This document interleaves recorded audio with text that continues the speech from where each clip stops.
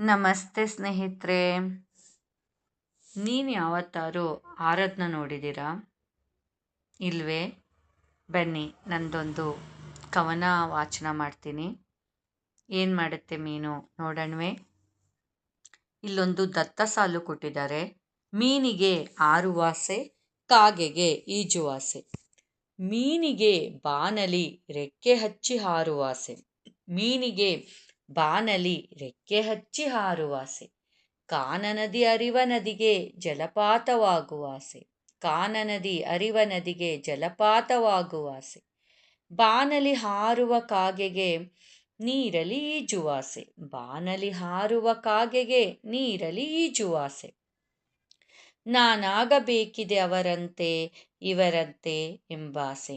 ನಾನಾಗಬೇಕಿದೆ ಅವರಂತೆ ಇವರಂತೆ ಎಂಬಾಸೆ. ಹಗಲಿರುಳು ದುಡಿದು ಕೂಡಿಟ್ಟು ಹಗಲಿರುಳು ದುಡಿದು ಕೂಡಿಟ್ಟು ಕಟ್ಟಿಹರು ವಸತಿ ಕಟ್ಟಿಹರು ವಸತಿ. ಮಗ ಮಗಳಿಗೆ ಪಕ್ಕದ ಮನೆಯಂತಿಲ್ಲವೆಂಬ ಚಿಂತಿ.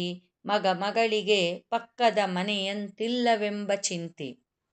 ಬಗಲಲಿ ಇರೆ ಜೋಳಿಗೆ ಬಗಲಲಿ ಇರೆ ಜೋಳಿಗೆ ಜಾಲಿ ಮಾಡುವ ಮನಸ್ಥಿತಿ ಜಾಲಿ ಮಾಡುವ ಮನಸ್ಥಿತಿ. ಹೀಗ ಹುಳುಕು ವಿಚಾರದಿ ಹಾಳಾಗಿದೆ ಮನೆಯ ಜಂತಿ. ಈಗ ಹುಳುಕು ವಿಚಾರದಿ ಹಾಳಾಗಿದೆ ಮನೆಯ ಜಂತಿ ಹಾಳಾಗಿದೆ ಮನೆಯ ಜಂತಿ. ಕೋಟೆ ಕೊತ್ತಲಗಳ ಕಟ್ಟಿ ಮೆರೆದವರೇ ಭೂತವೀಗ. ಕೋಟೆ ಕೊತ್ತಲಗಳ ಕಟ್ಟಿ ಮೆರೆದವರೇ ಭೂತವೀಗ.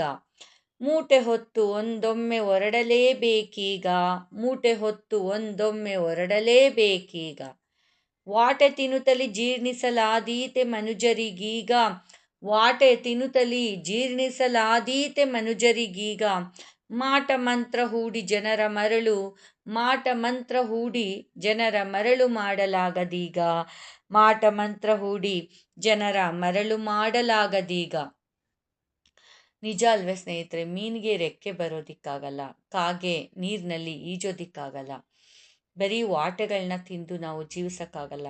ನಾವು ಎಷ್ಟೇ ಸುಂದರವಾದ ಮನೆ ಕಟ್ಕೊಂಡ್ರೂ ನಮ್ಗೆ ಯಾವಾಗೂ ಪಕ್ಕದ ಮನೆಯವರ ಮನೆ ನಮಗಿಂತ ಚೆನ್ನಾಗಿದೆ ಅನಿಸುತ್ತಂತೆ ಅಲ್ವೇ? ಎಷ್ಟು ವಿಪರ್ಯಾಸ ಅಲ್ವೇ? ನಾವೆಷ್ಟೋ ಚೆನ್ನಾಗಿದ್ರು ದೇವ್ರು ನಮ್ಮನ್ನು ಎಷ್ಟೋ ರೀತಿಲಿ ಕೊಟ್ಟು ಚೆನ್ನಾಗಿಟ್ಟಿರ್ತಾನೆ. ಆದರೆ ನಮಗೆ ನಾವು ಎಷ್ಟೇ ಇದ್ರೂ ನಮ್ಮ ಹತ್ರ ಅಕ್ಕಪಕ್ಕದವ್ರ ಹತ್ರ ಇರೋದು, ಬೇರೆಯವ್ರ ಹತ್ರ ಇರೋದು ನಮ್ಮ ಹತ್ರ ಇಲ್ಲ.